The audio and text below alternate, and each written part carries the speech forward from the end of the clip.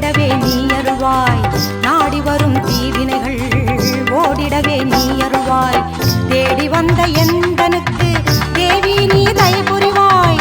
தேடி வந்த எந்தனுக்கு தேவி நீ தயை புரிவாய். ஆடி வெள்ளிக்கிழமையில ஆத்தாவும் கோயிலில பாட வந்த எந்தனுக்கு பக்கத்துணை நீ இருப்பாய்.